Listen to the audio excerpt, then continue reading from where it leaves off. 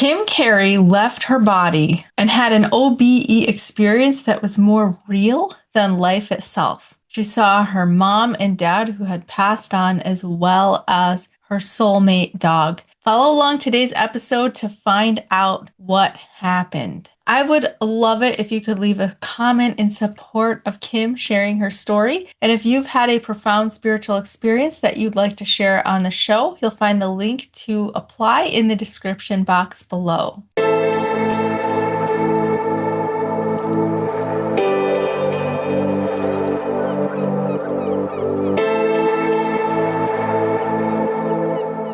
You've had psychic abilities since you were quite young. Is there anything that stands out to you that you would like to share about your early childhood experiences? Well, early childhood, I would say, I always call myself an intuitive empath. That's kind of how I explain kind of my abilities. And from a little girl, I had empathic abilities, meaning I could feel other people's emotions. I could feel if someone was lying. I could feel the emotions of animals even. I was very, very sensitive because it can be overwhelming, especially when you're a child. You just kind of take everything on board. And so the only thing about that was I was told over and over again, you're so sensitive. Why are you so sensitive? And I really didn't see that as an ability until later. But I had all kinds of experiences feeling other people's emotions and that kind of thing. But because when you're a kid, you just think everybody does that. Everybody feels that. Everybody does that. It's not anything different. And so the other thing is that I was raised in the Mormon church. And so for me, that was kind of the positive thing about that is that it opened the door to believing in things outside of what I could see and feel and hear. It really, from a young age, I really felt like there was more. And I also started to communicate when I was in the church. And now I would change the verbiage. I would say, instead of saying God or Jesus, I would say my guides or my angel or whatever. Like the verbiage changed. But basically what I would do is during the week, if I had a question about a friend or a teacher or a problem or a big world question, and I started doing this when I was about 12 years old, I just kind of figured it out that if I ask a question during the week on Sunday when I went to church, I would know I was being present. I was being perfectly present and alert. And I would get an answer. I would get an answer in a song, or I'd get an answer in a prayer, or I'd get an answer through another friend or an adult. And it was the way that I started communication. And now I know, of course, that when you want to get an answer from your guides or you want to hear from them, you need to be present. You can't be kind of up in your head. So it set the stage for that. But that was kind of my early childhood, kind of experiences and set the stage for what would come later. That's fascinating. Thank you for sharing. Now, what would you say is your biggest experience as an adult? Was that your experience with your father, or was there something before that? So I had a couple of experiences with my dad. If you'd like, do you want me to share those? They're kind of like shorter experience. Yeah. Okay. So when my dad this is the year 2000. So, or right before the year 2000. So in 1999, he was over at our house and I had just had a baby. So I was home with the baby and he was working in the backyard and I was kind of watching him working. He was trying to put in a sprinkler system and he was sitting there. And as I watched him, I would bring him Cokes like I always did as a kid as he worked out there. And as I watched him, I heard in my mind's ear, he will not be here next summer. And when, now I know that your guides and your higher self sounds like you. It sounds like your voice in your head. And so, of course, I was logical about it and thought, what a horrible thought. Why would I ever think anything like that? How horrible. And then I waited a couple seconds and I was still kind of watching and waiting. And I heard it again. He will not be here next summer. And it stuck with me. And that fall, so it was summer, that fall, he was diagnosed with lung cancer, which was terminal. And by the end of that winter, he was gone. It was that fast. And through the time that when he got his diagnosis and through his illness, I remembered that. It came back to me. So it was the first time that I really put the pieces together, that was a message and I was getting a message, and that's how it came through. And that's what it felt like. So it was kind of the first experience that I could put all the pieces together and see how it played out. And I with things like that too, people often ask, why would you get a message like that when you can't change anything? Like, you can't do anything about it. And I feel that I got that message because it was giving me an opportunity to be very present with my dad and be very cognizant of the fact that he's not going to be here forever. And so it did change the way that I interacted with him from that time on, just having that kind of that experience and not really knowing what it meant until he was gone.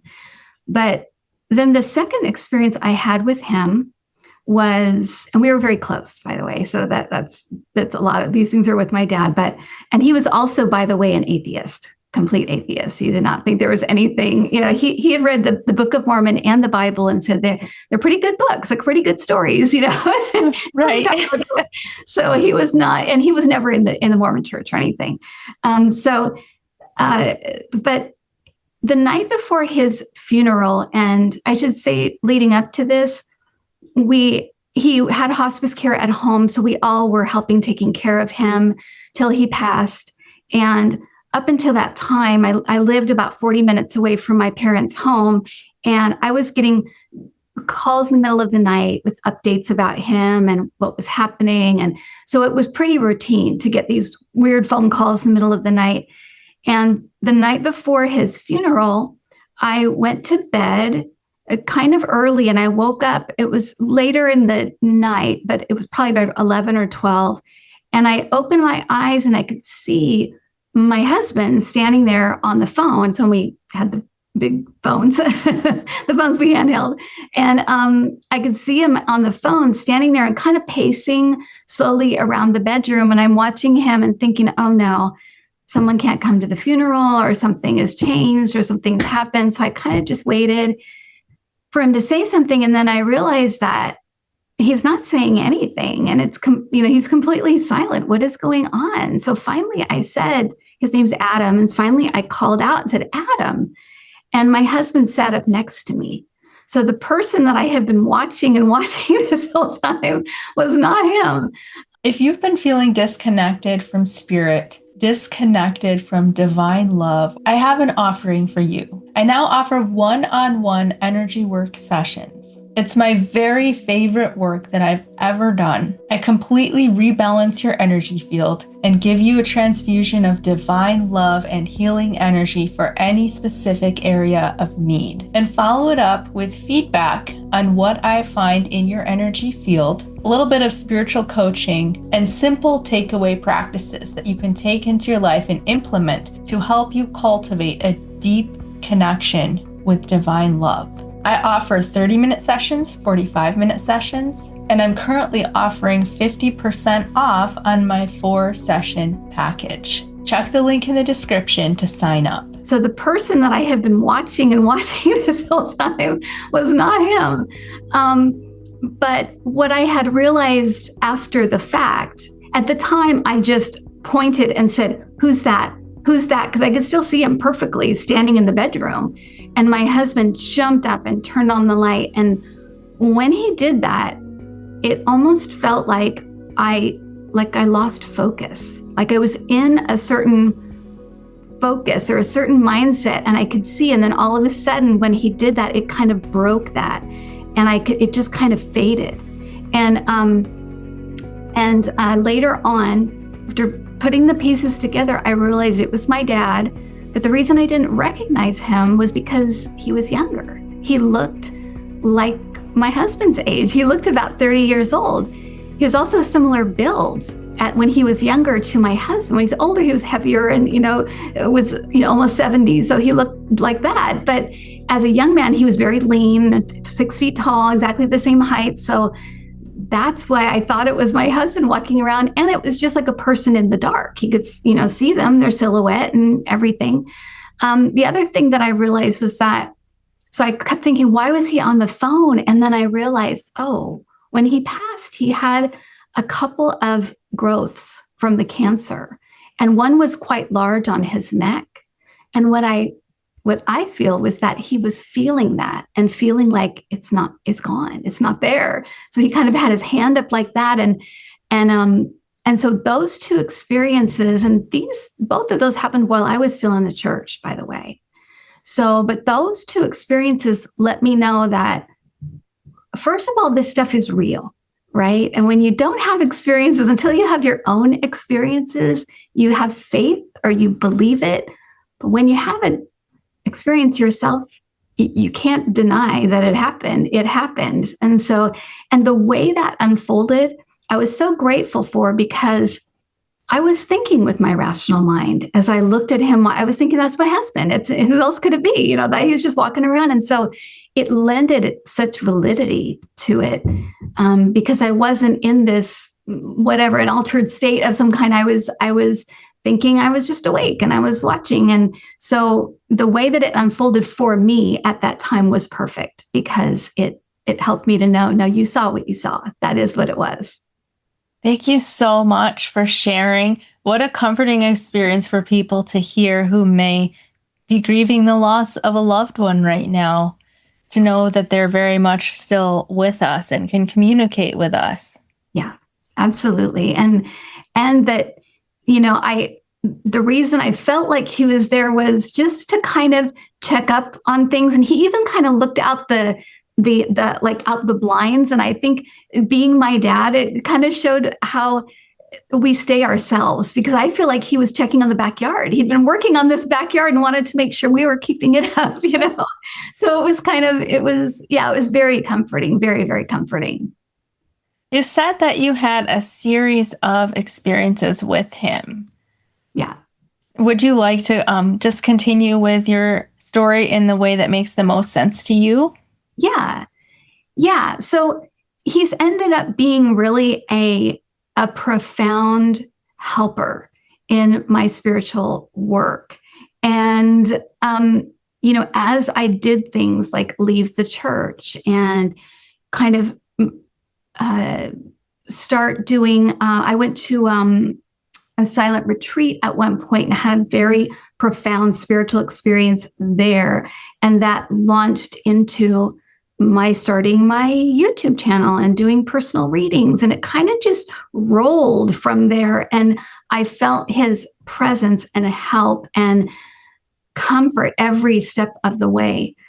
So he's become a real helper. And later on, when I started doing work with Orbs, he was very central to that.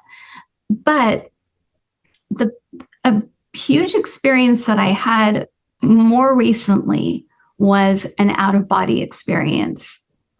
And so did you want me to talk about that now? Yeah, I would love to hear it. Okay. So my daughter lives in the UK.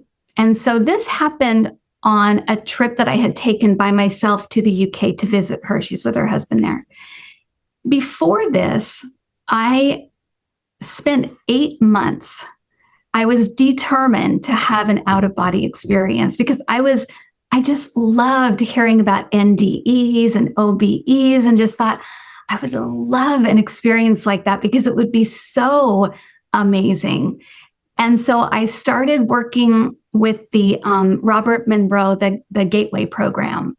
And I spent almost daily for 8 months trying to have an out-of-body experience. And I would only kind of get so far. And I think what happens, and I just want to let people know this, because I think what happens is we get so locked into, and we're so familiar with the physical and our physical body, that we can't really almost imagine what it's like until we're actually having that experience. So it's really hard to to try to make something happen that you don't have any idea what it is. You're kind of like, you kind of know, but you're not really sure what it feels like. And so I had been trying this for 8 months. And finally, I thought, well, I'm going to the UK and I'll just let it go for a few days while I'm getting, jet lagged and all that stuff. So I got there and I was in an Airbnb. And this is, important information. It won't seem like it when I'm talking about it. But when I got there, the lock on the Airbnb, the bottom lock worked, but the top lock was kind of broken. So I kind of did like a makeshift lock at the top. It was safe in a safe area, so I wasn't worried about it.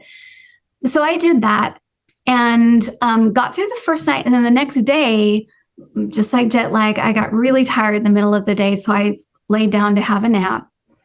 And as I started to go to sleep, I felt like someone got in bed with me. I mean, the bed shook and I felt someone get like in the bed with me. And it just felt like they kind of sat down and maybe even laid down, but definitely sat on the bed because I could feel the bed shake and I could feel everything. And I thought, not a good plan, but I thought, I'm just going to lay here and pretend to be asleep, and maybe whoever this is, they'll just take what they want and leave. And because I thought about the lock, and I thought, oh, that lock is not good. They probably got in, whatever. I'm just going to pretend to be asleep and hope this goes away. And what was actually happening, I believe now, was that I was in the paralysis state. And I think somewhere I knew that. It's like my subconscious or my higher self or something knew that. So I couldn't move basically, but I was just telling myself, I'm just going to lay here.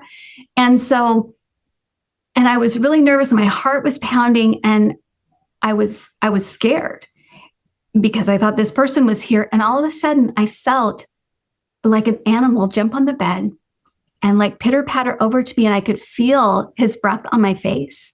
And I could feel him right there. And I knew it was my little soul pet that passed away, Ricky, my little dog, Ricky. And I knew it was him. And I opened my eye, I'll say my soul eyes. I opened my soul eyes and I saw him there.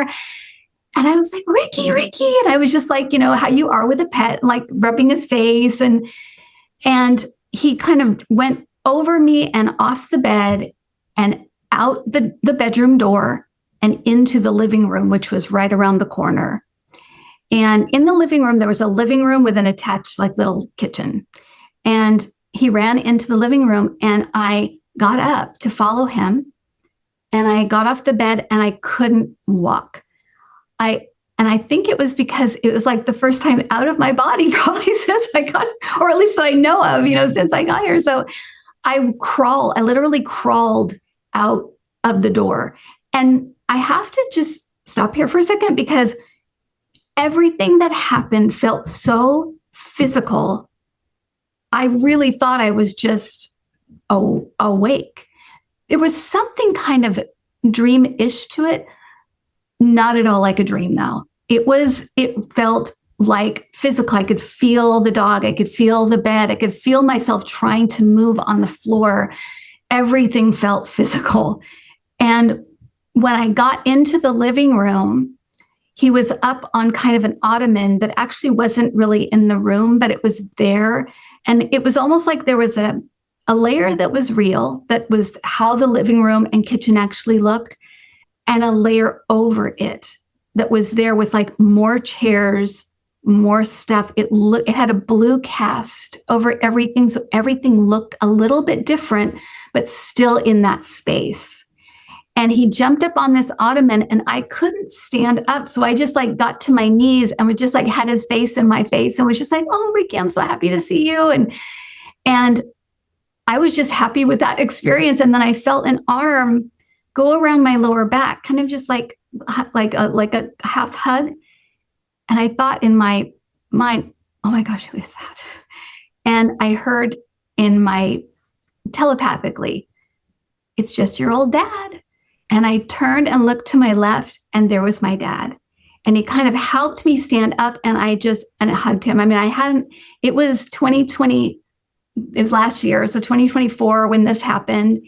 And I hadn't seen him since the year 2000. So it was a long, long time. So I hugged my dad, and he looked just like dad, and he had on clothes, I remember, and I hugged him. And the first thing I said to him, I kind of backed up, and he still had my arms kind of holding me. And I said, Dad, it's just so hard. It's just so hard.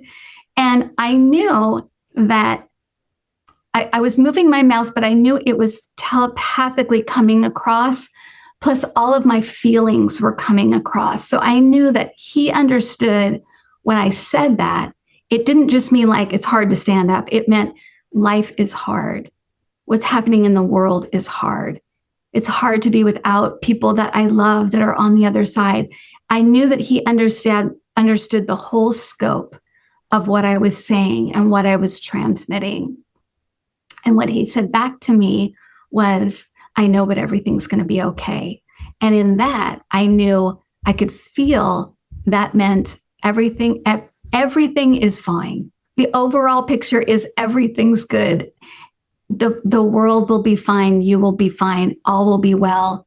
Don't worry about it. It all came across in that, in not only the words, but the feeling and the sense of peace and calm. And also that dad feeling of like, it's going to be fine. Everything's going to be fine. And then the next, and I know that now I know when people have their first OBE, there's pieces missing. It's not a full picture that you remember what you can remember. And the next portion was I was sitting in the same room, and I was sitting at the feet of a woman who was just sitting there like, and I also was aware that there was more people in the room now. They're kind of like a horseshoe kind of surrounding me. And there was a woman, and she was talking, and I was catching things that she was saying, but not everything. And at one point she said, and you're helping people. And I said, am I really helping people? Am I helping people? And she's like, of course you are. And I was just like, oh, thank goodness. Oh, thank goodness. I'm so happy I'm helping you. So that was one thing that happened. I just sound so funny, but she was clearly a guide to me. And what was interesting too, was that she had a personality and resonated like a couple of friends that I have here.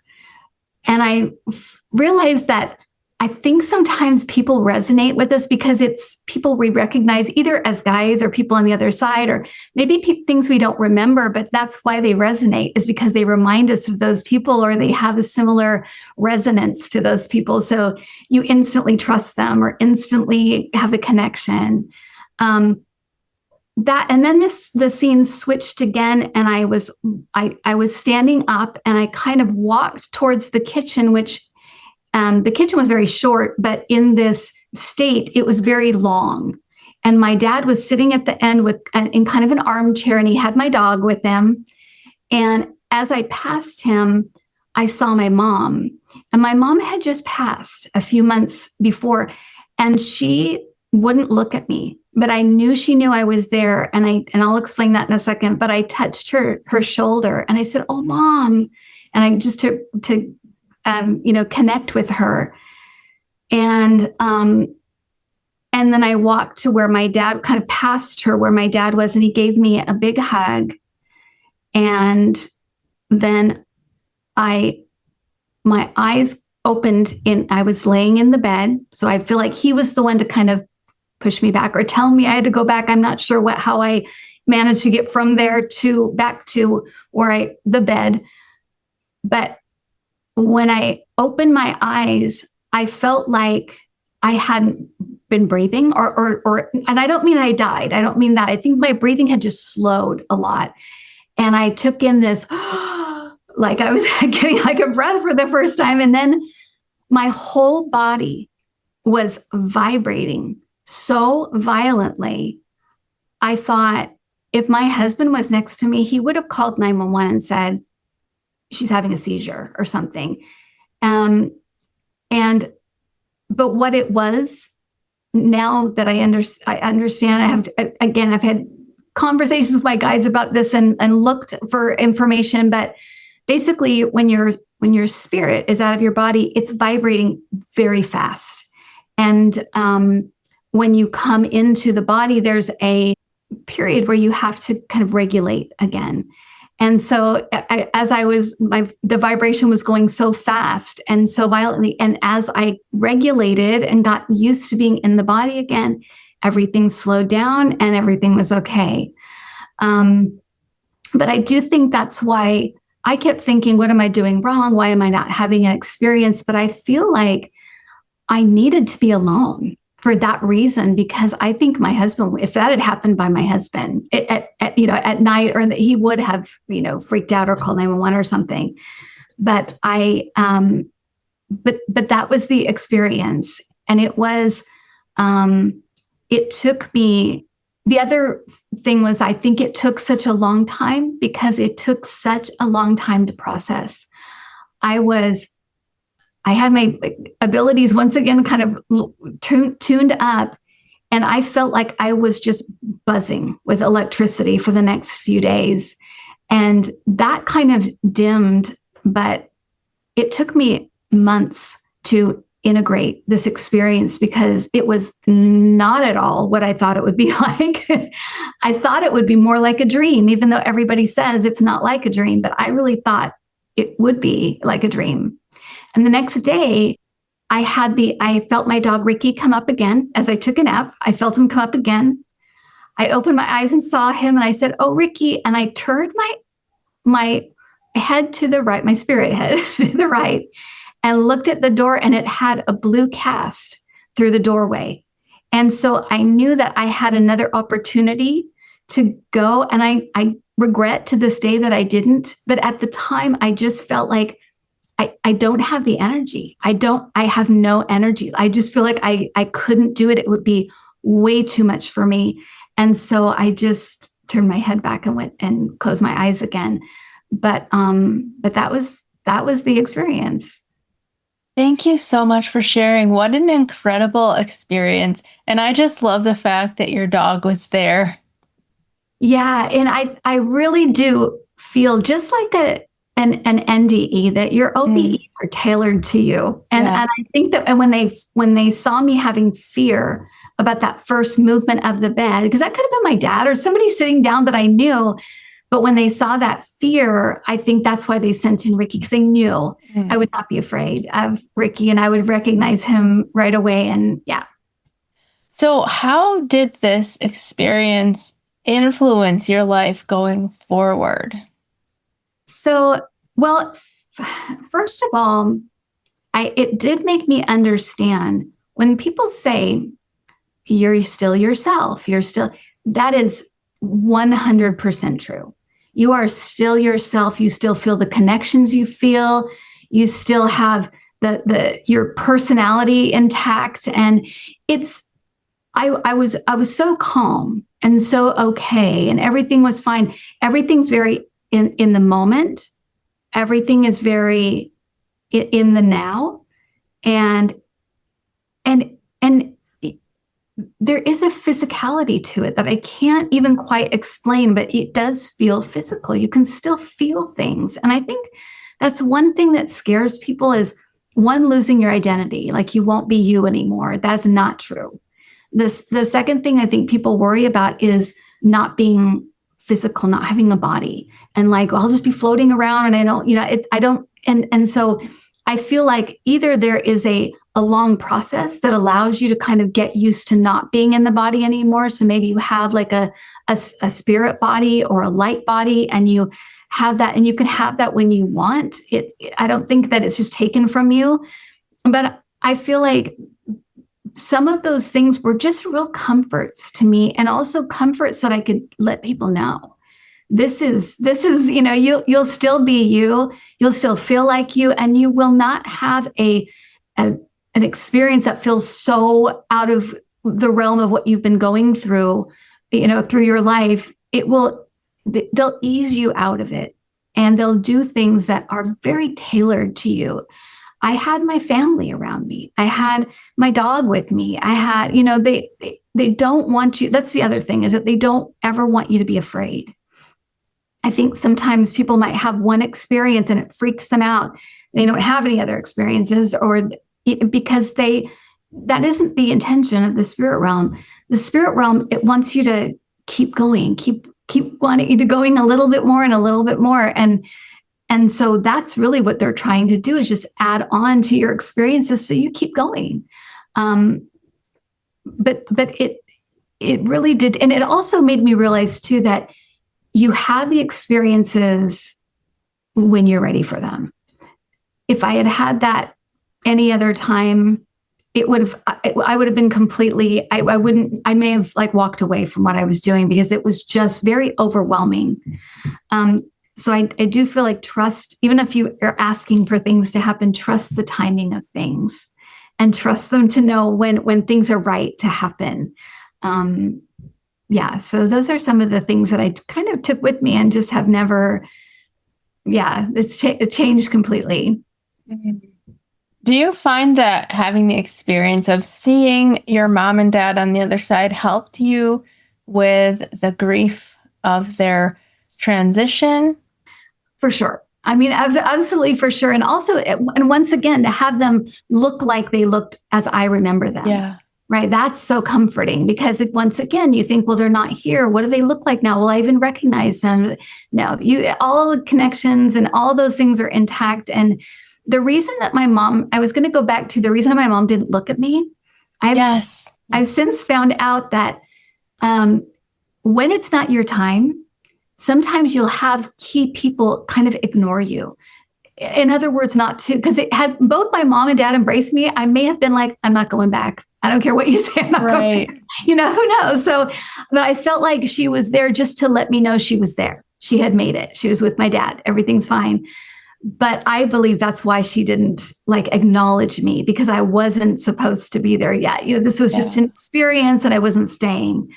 But absolutely, yes, it's such a comfort to know that they're okay and they are as you remember them. I think that's such a key thing as well for people to know. I love that. The reason I asked that question is because last year I lost my soul pet, who was my cat named Fluffy. And the first 3 days after he passed, I was just in shock and grief and just in the midst of it. And it was very difficult. But then I did a meditation that was designed to connect you to a pet that passed, and it worked for me. I had a very, very visceral experience. And after that experience, the sadness was still there. The grief was still there, of course, but the heaviness was gone. It was more bittersweet. And just being able to connect with him and know he's still there. He's very much still a part of my life. He hasn't left me. We've just moved on to the next phase of our relationship now. It took so much of that heaviness away. And of course, granted, this is a pet, not a parent or a family member. But I remember thinking, this almost feels a little bit like bypassing. I'm not really going through the full grieving process now because I feel so much better about it. But so I don't know. I guess if you're given that gift, you're meant to have it, though.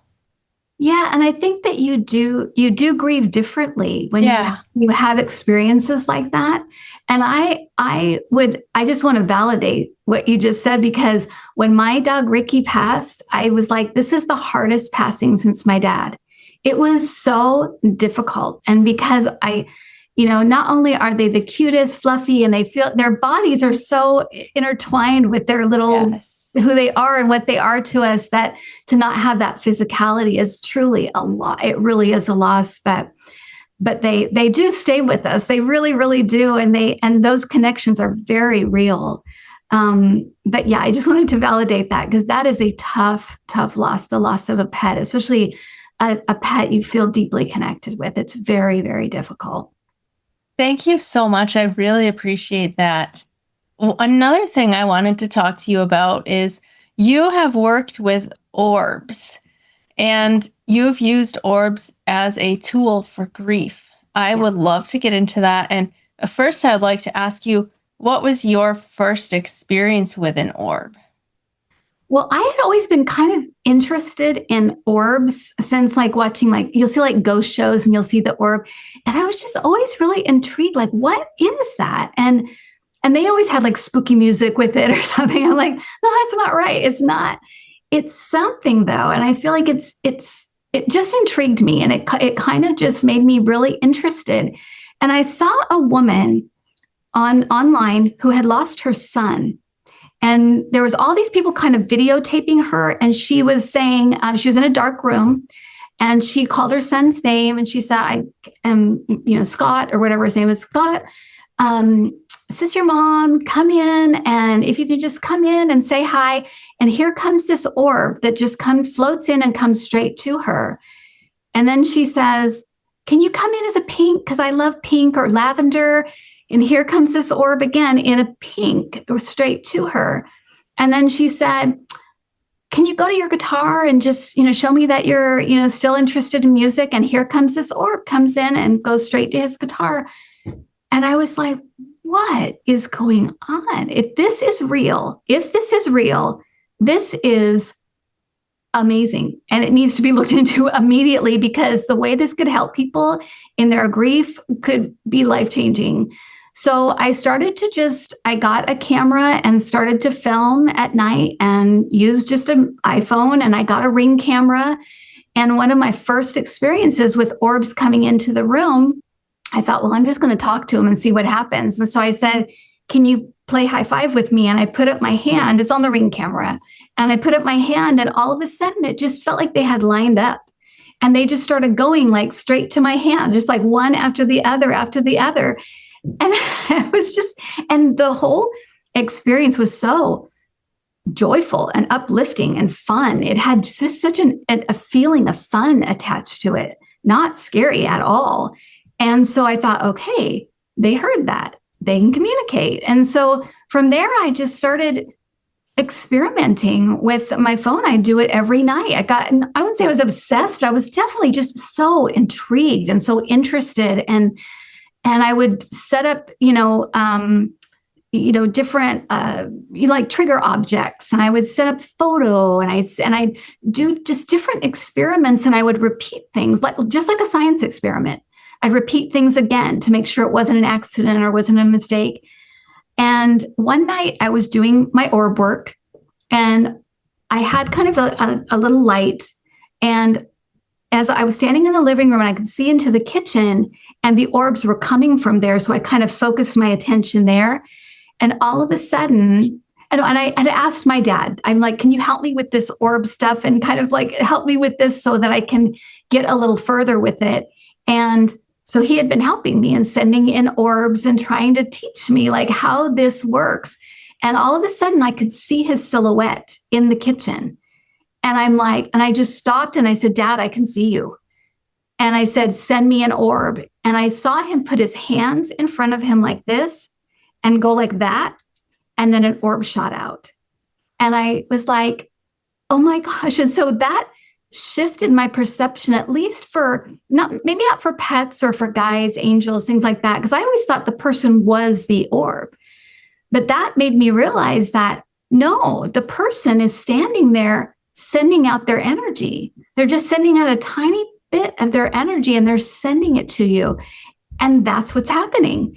And so that changed everything, because it changed the way I communicated, and it changed the way I understood what was happening. And I figured out a system for yes and no.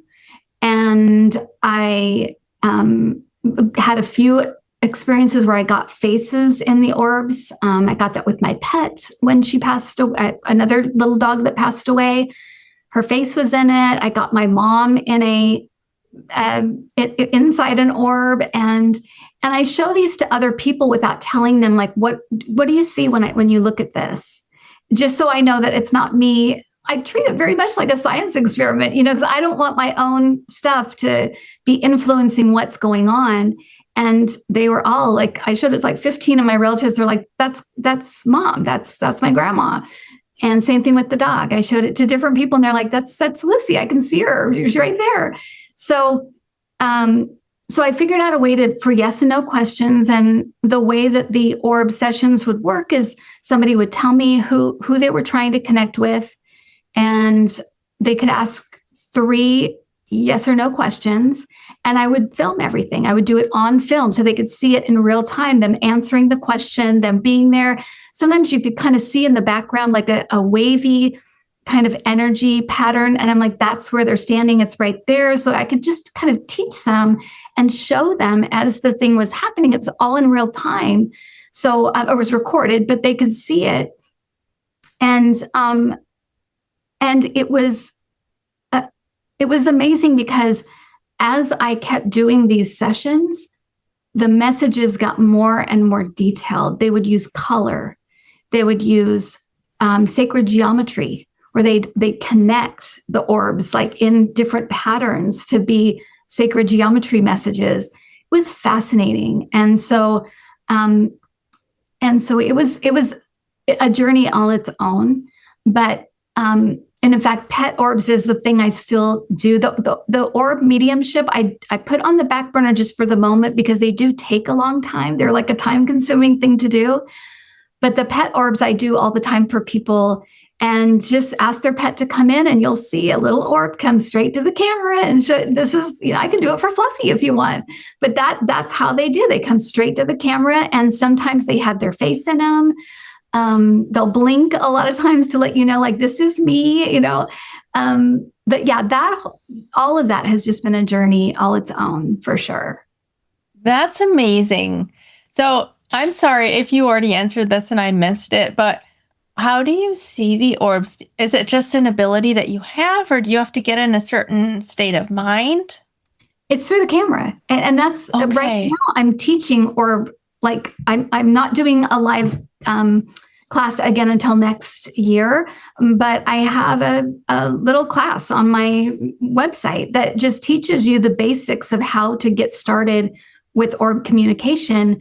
You just use your phone. You just pick up your phone and you make sure the light is on, the flashlight is on, or the light is on, and you start filming in a dark room. And that's what you do. And what the light does and what the camera does is it illuminates it. I have seen them with my naked eye, but they're like little tiny sparks. And the camera allows it to be bigger, so everybody can see it. It's not just someone who has abilities or is used to it. Anybody can see it, and whether you think you have no abilities at all you need to know how to do is work a camera and talk. Just engage and say, "Come in, I want to see you." Bring in your orb or whatever, however you want to say it, and anybody can do it. Or you can see them a lot of times. People catch things all the time on their Ring camera, things like that. That's the same kind of thing that you need to, a same kind of light source that you need to have, is that night vision or that flash in a dark room. And I always say to do it inside, because outside there's a lot of interference. There can be bugs, there can be dust, there can be things like that. And I've heard that, people always say, well, isn't it, it could be just dust, or no, the dust doesn't talk because it doesn't react and respond and come towards you when you ask it. And like I said, I've done so many experiments that I'm like, that is not even a thing. Usually when you first sit down in a chair and say your camera's on, you'll see dust fly up, and then you just wait a second and that clears out. And it'll be like an empty room, and one giant orb will just come in and come straight towards you. But yeah, anyone can do it. You just need to have a camera, and also to be able to set an intention and to not be afraid. Because like I said, they don't want to scare you. So if you're afraid doing this, they're not going to do any, most likely either nothing's going to happen or something very, very minute will happen, because they don't want to scare you. So just making sure you're not afraid, and also making sure that you set some sort of intention so that they know what you're asking for. They know how to give you what you're looking for. So if it's just, I just want to know I can connect, or I just want to know they're there, or whatever the intention is, it's fine. It doesn't really matter what it is, but it helps them to better serve you and your needs for that moment. That is so fascinating. How can people use orbs as a tool for dealing with their grief? Well, one of the first orb mediumship sessions that I did was a, a, a husband and wife, and they had lost their son. And it was one of the first like people that I brought through. And and the wife had a lot of spiritual beliefs. So of course, she got in touch with me and she was doing this session. So, but when I heard back from her, she said when that first orb came in, because I had asked for their son to come in, and he kind of came in and he did kind of a do, like kind of like hiding behind and coming out and hiding behind. And I laughed and I said, "Oh, that's like peekaboo." And he just had such a personality, and they do. The orbs, especially with pets, it can really have a personality that fits them. And I got an email from her saying my husband burst into tears because it was the first moment he actually thought our son is okay. He's still here. He's still around. He really thought that that's it. He's gone, and had no, just didn't have any, just wanted to get past it. Basically, was done. Just wanted to get past it and was really had to kind of shut down, and that helped him to. I'm sure he still had to grieve, but it can move you past a certain point in your grief. And it can, like you said, it can just make it a softer landing because they're fine, they're okay. And I may not understand all of this or what's going on, but I know that was sent from my son, or that is definitely my grandmother or whatever. It's undeniable in the moment what is happening. And so I think that is, and actually being able to see something with your eyes, I think that is key as well, because they're seeing it on camera with their eyes. And I think that is key as well for people, especially if they aren't very spiritual and they are very sort of in the 3D world of materialism. And that's where they are right now. They're not in these other spaces. So they're not, doing that yet or whatever, that they're kind of just more in the 3D and just having these earthly, very earthbound sensory experiences. And that's what they trust. Seeing something with your own eyes it's again a way to kind of get through certain stages of grief to allow you to move on it, and it's just an easier, softer way to get there. Kim, I would love to have you share with the viewers where they can find you and a little bit more about what you do.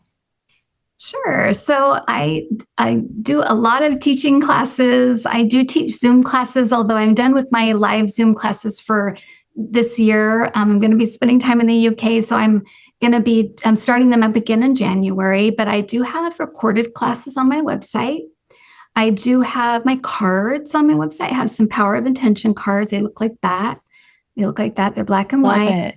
They're Power of Intention cards, and they all have different pictures, but I have those. I also have do readings for people if they want a reading. I kind of listen to my guides and I switch up with how I always ask, how can I best serve right now?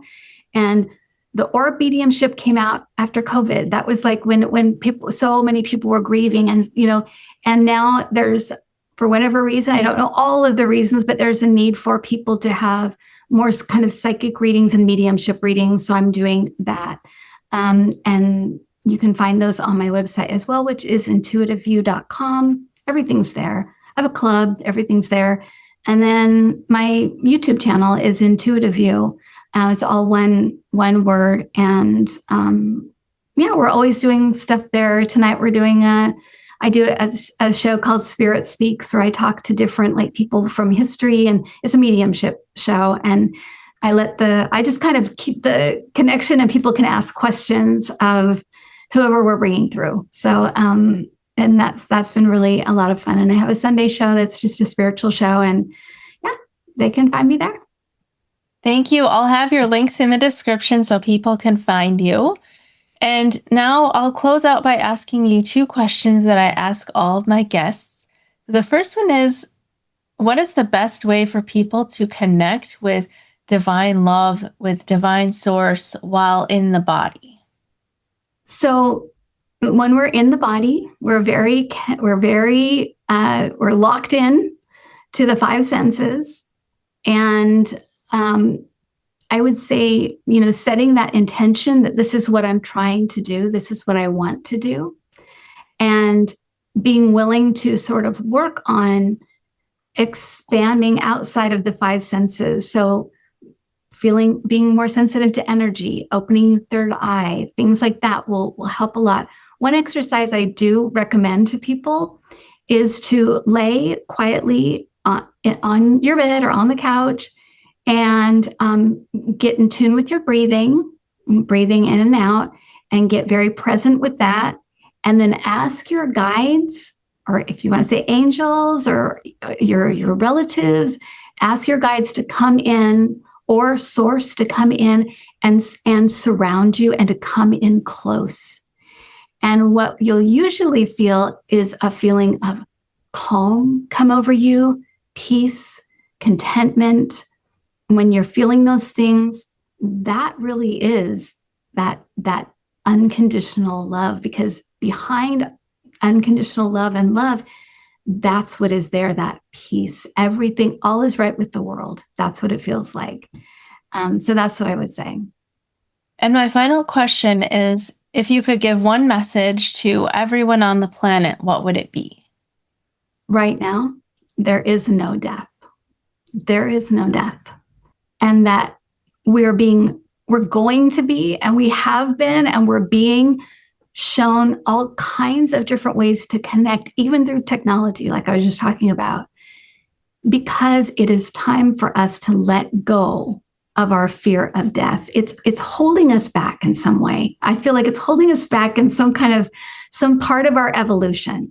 And so to know that there is no death, we simply move on to another phase. And actually what we really do is go home. We're just having an experience here. It's an experience that's very intense. It's very singularly focused. We have to be born, we have to get into this realm. We have to be born. To get out, we have to die. But it's an experience. And there is no death. And I feel like with everything that's going on around the world and everything we're feeling and seeing, that is a really important thing to know. And when you don't have that fear of death, which is what I think is trying to happen right now, trying people to let go of that fear, you live differently. And you everything is just a little bit easier. You take more chances. You have a lightness that's there. And so that is I think the number one thing right now I want people to know is that there is no death.